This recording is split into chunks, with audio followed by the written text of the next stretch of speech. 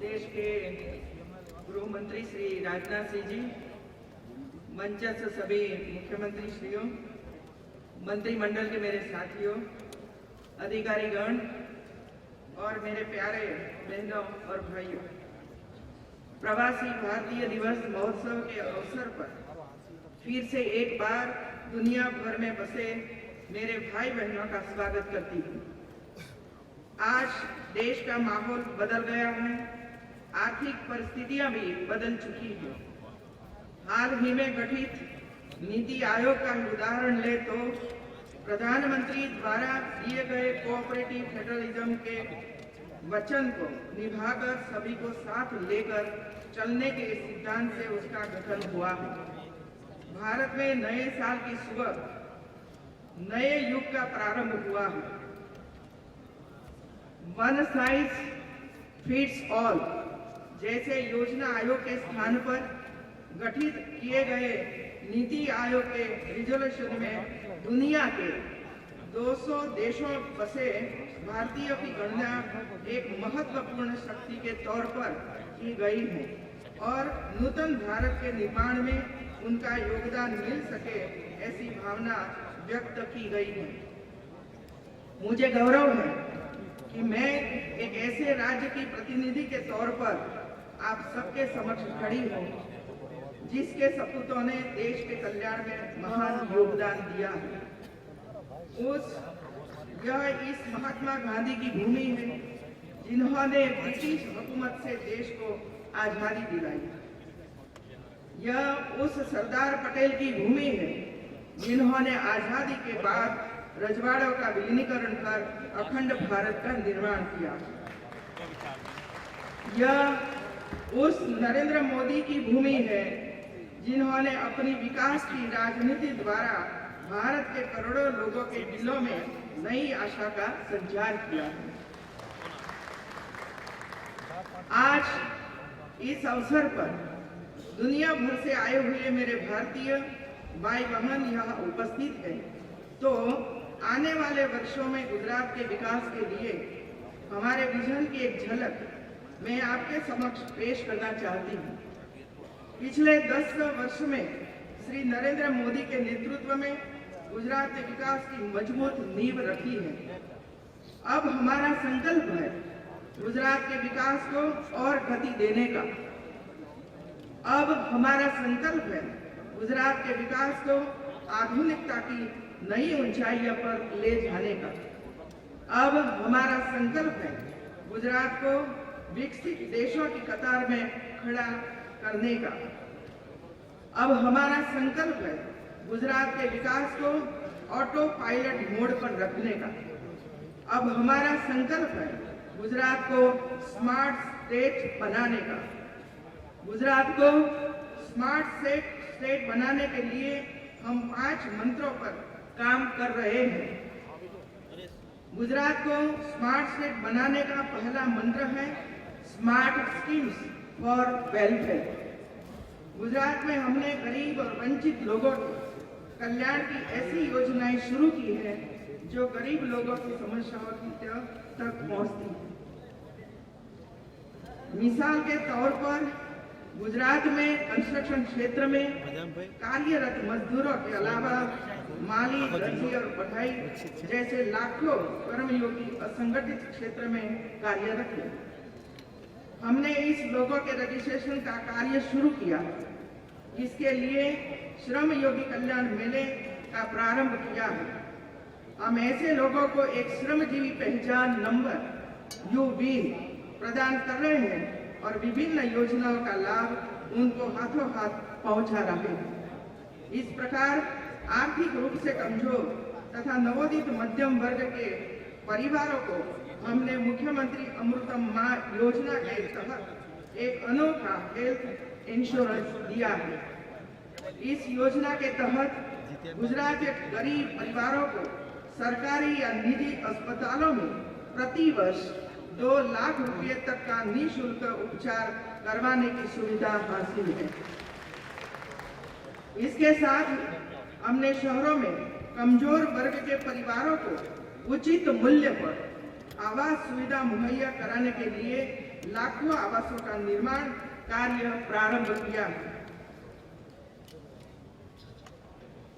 प्रधानमंत्री के स्वच्छ भारत अभियान में भी हम बड़ा योगदान दे रहे हैं। गुजरात में हमने घर घर शौचालय अभियान चलाया है।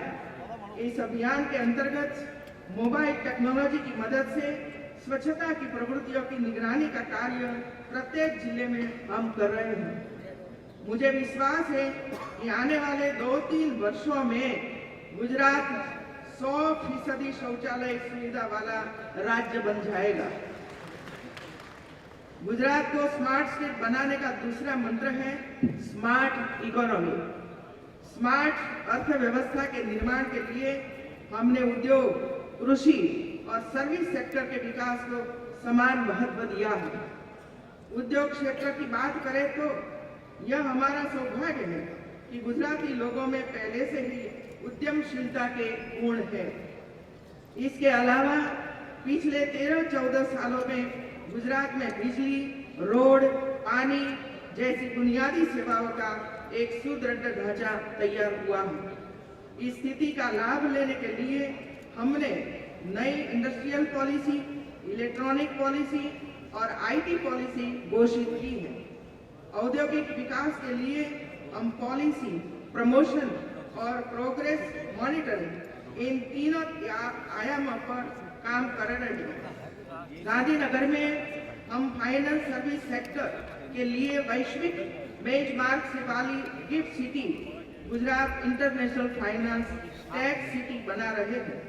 यहाँ वित्तीय सेवा क्षेत्र की कंपनियों को अंतरराष्ट्रीय स्तर का आईटी इंफ्रास्ट्रक्चर उपलब्ध होगा। अहमदाबाद से कुछ दूरी पर स्थित धौलेरा में हम देश के सबसे बड़े स्पेशल इन्वेस्टमेंट रीजन का निर्माण कर रहे हैं। दिल्ली मुंबई इंडस्ट्रियल कॉरिडोर का लगभग 40% हिस्सा गुजरात से होकर गुजरेगा। अब केंद्र में एक कार्यदक्ष सरकार होने की वजह से यह प्रोजेक्ट फास्ट ट्रैक पर आ सकेगा। गुजरात पेट्रो हब और ऑटो हब के बाद अब डिफेंस और सामरिक महत्व के उद्योगों में भी प्रगति करके विश्व का मैन्युफैक्चरिंग हब बनेगा। उस दिशा में हम काम कर रहे हैं। जल सिंचन और जल संचय के कार्यों के कारण आज गुजरात के किसान की फसलें रबी की सीजन में भी लहलहा रही है। इसी क्रम में अब हम रबी कृषि महोत्सव का प्रारंभ कर किसानों को रबी फसलों की वैज्ञानिक जानकारी दे रहे हैं। किसान फसल से संबंधित विभिन्न जानकारियों और उनके बाजार भाव की जानकारी प्राप्त कर सके, इसके लिए हमने आई किसान पोर्टल लॉन्च किया है। किसान उनकी पैदावार लंबे समय तक संभाल सके, इसलिए हमने गुजरात में विभिन्न स्थलों पर एग्री गोडाउन और ई रेडिएशन प्लांट का निर्माण करने की शुरुआत की है।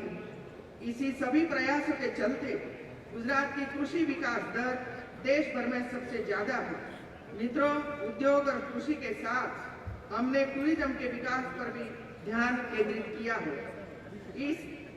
यह इस प्रकार का टूरिज्म है जो स्थानीय लोगों को आय प्रदान करने के साथ ही हमारी सांस्कृतिक विरासत को भी जीवंत बनाए रखेगा। वही इस टूरिज्म के जरिए लोगों में आध्यात्म का भाव भी पैदा होगा। हम गुजरात में विभिन्न धर्मों पर आधारित टूरिज्म सर्किट विकसित कर रहे हैं। साथ ही यात्रा धामों के विकास को भी हमने प्राथमिकता दी है। देश की एकता और अखंडता के प्रतीक समान दुनिया की सबसे बड़ी सरदार पटेल की प्रतिमा स्टैच्यू ऑफ यूनिटी का कार्य हमने आरंभ कर दिया है। मुझे बेहद खुशी है कि केंद्र सरकार ने इसे राष्ट्रीय प्रोजेक्ट घोषित किया है। इसके साथ ही रेगिस्तान, पर्वत और सागर जैसे प्राकृतिक आकर्षण का जहां मिलन होता है, ऐसा अनछुआ कच्छ निश्चित ही आपके मन को लुभाएगा।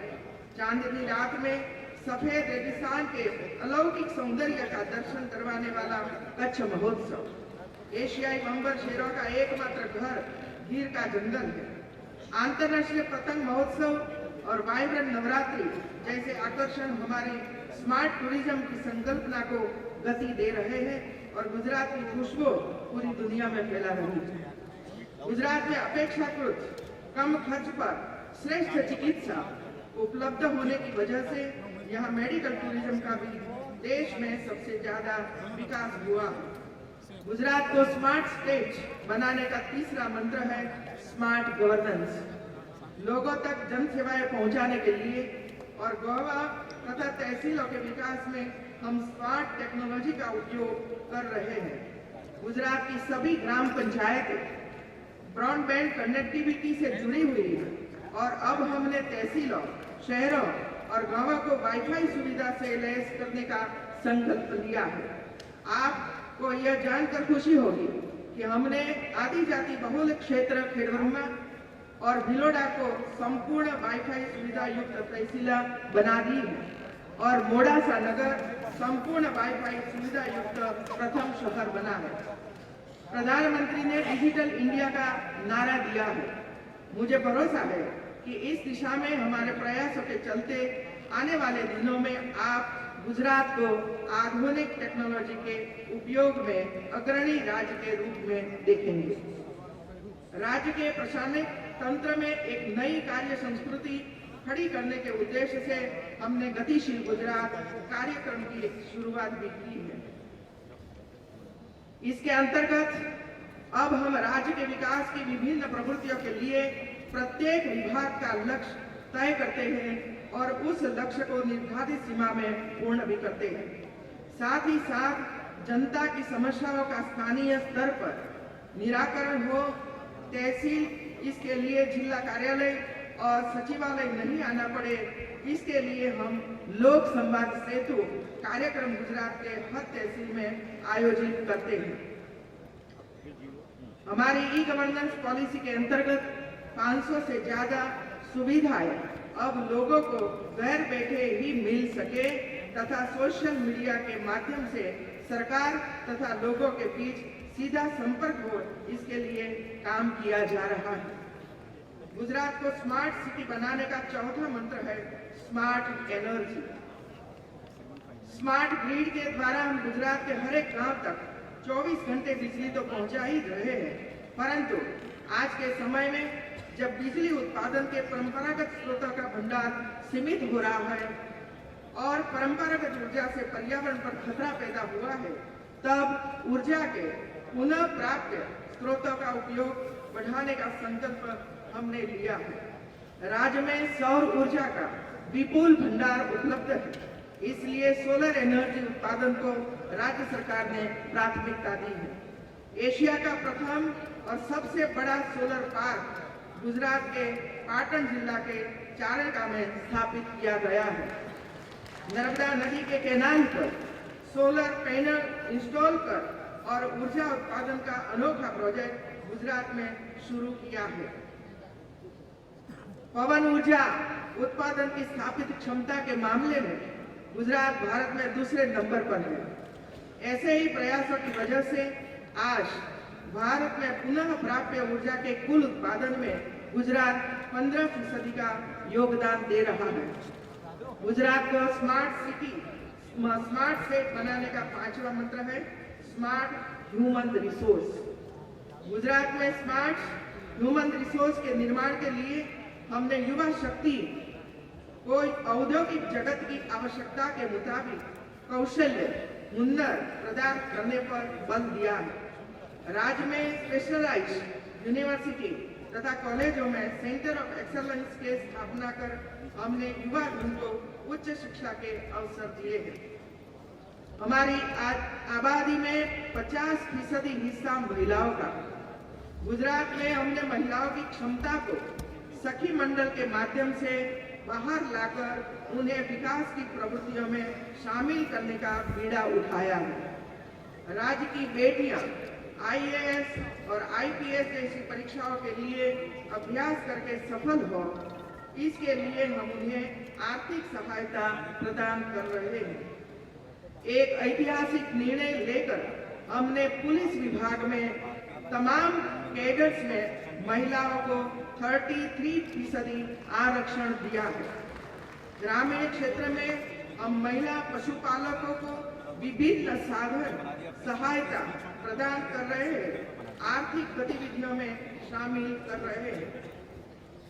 त्योहार के दौरान राखी मेला, नवरात्रि मेला जैसे नवीन आयोजनों के द्वारा सखी मंडल की महिलाओं को उनकी हस्तकला की चीजों की बिक्री का एक प्लेटफॉर्म हमने मुहैया कराया है। राज्य के शहरी और ग्रामीण दोनों क्षेत्र की महिलाओं को जब राज्य के विकास में योगदान बढ़ने लगेगा, तब आने वाले समय में राज्य के विकास में नई ऊर्जा का संचार होगा। मित्रों, आने वाले वर्षों में गुजरात किस दिशा में विकास करने जा रहा है, इसका छोटा सा नक्शा मैंने आपके समक्ष रखा है। गुजरात में आकर पूंजी निवेश करने, औद्योगिक इकाइयां स्थापित करने, सामाजिक क्षेत्र में योगदान देकर आप नागरिकों के जीवन में सुख का दीप प्रज्वलित करने के लिए मैं आप सभी को आमंत्रण देती हूँ। गुजरात में आपको राज्य सरकार का पूरा सहयोग मिलेगा। यह भरोसा राज्य की मुखिया के तौर पर मैं आपको देती हूँ। गुजरात में हमने पहले से ही एक सूत्र अपनाया है, भारत के विकास के लिए गुजरात का विकास। स्मार्ट स्टेट बनने के लिए गुजरात के प्रयास भारत के विकास में भी बड़ा योगदान देंगे, ऐसी मुझे आशा और विश्वास है। इस अवसर पर विदेशों में बसे रहे आप सभी भारतीय हर संभव तरीके से राष्ट्र निर्माण के लिए आगे आए, ऐसी अपील मैं करती हूँ। अंत में आइए आज के इस अवसर पर हम सब भारतीय एकजुट बने और इस प्राचीन भारत भूमि को सर्वांगीण विकास के मार्ग पर अग्रसर करने के लिए संकल्पबद्ध बने। वंदे मातरम। जय जय गरीब गुजरात, जय जय गरीब गुजरात। बहुत बहुत धन्यवाद आनंदीबेन जी।